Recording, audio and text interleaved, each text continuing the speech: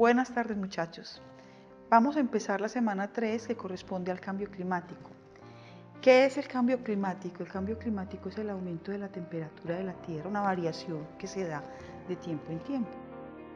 Cuando los estados, venimos hablando de geopolítica, cuando los estados se dan cuenta que tienen que hacer un cambio de estrategia económica, y les decía la clase pasada, empiezan a cambiar toda la agenda de interés, entonces empiezan a poner sus ojos en otros asuntos diferentes, a pensar la guerra cuerpo a cuerpo, a pensar ese tipo de cosas y a pensar cosas como las enfermedades de la humanidad, qué vamos a hacer con ellas, qué vamos a hacer con el cambio climático que dentro de la Tierra hemos generado, hemos ido aumentado y hemos sido acelerado.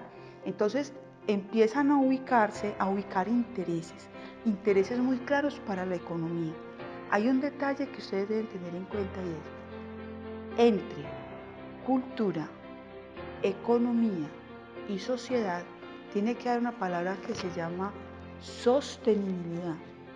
La sostenibilidad no la da sino la conservación de los recursos naturales de un país. En este momento ese es un punto focal de la nueva agenda internacional, los recursos naturales de un país. Hay que cuidarlos porque hay que volverlos sostenibles. ¿Cómo se vuelven sostenibles? Con otro concepto muy importante que llama sustentabilidad. Eso después va a ser tema de otra charla. Pero les contaba que esa sostenibilidad se para a su vez en el concepto de cambio climático y calentamiento global, que es el síntoma y es la consecuencia de ese cambio. ¿Quién generó el calentamiento global? Los seres humanos, desde la revolución industrial, con una serie de movimientos, de necesidades que se crearon. Tal vez no proyectaban que las consecuencias iban a ser a tan largo plazo. Las nuevas fábricas, las nuevas empresas, las nuevas ciudades necesitaban muchos insumos y mucha materia prima. Árboles, necesitaban mucha agua, necesitaban muchos minerales y empezaron a saquear, diríamos que ese es un término, diría yo, que un poquito peyorativo para la historia, pero empezaron a saquear los recursos de otros lugares. Ese saqueo de los otros lugares empieza a generar todo ese calentamiento global desde esa época, desde el siglo XVIII. Lo que tenemos en este momento son las consecuencias de esa época. ¿Qué genera el calentamiento global? Genera, como les decía, el cambio en la superficie terrestre.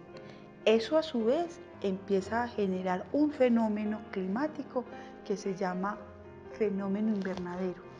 El fenómeno invernadero a su vez se va a manifestar en una intensidad en las precipitaciones o en los aguaceros, digamos, para que me puedan entender, en el aumento del nivel del mar, en la altura de las mareas. Eso que los estados no han cuidado y que en este momento están empezando a cuidar, ha afectado profundamente la producción económica de los estados como los nuestros, porque de acá de estos estados fue que se sacaron las manufacturas.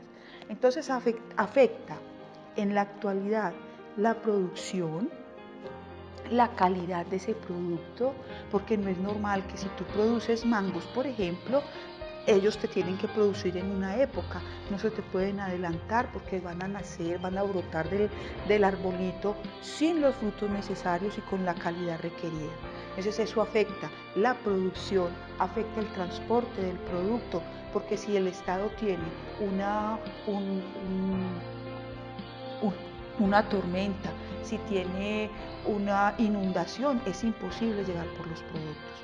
Entonces, en ese sentido, se empieza a estudiar el clima, se empieza a estudiar el calentamiento global y a mirarle sus consecuencias, porque consecuencias tiene a nivel social las migraciones. Si tu tierra empieza a ponerse árida, a subir de temperaturas abruptamente, a que no pueden controlar eso, entonces la gente empieza a irse, a migrar a otros lugares que muy probablemente no están preparados para recibir este nivel de personas.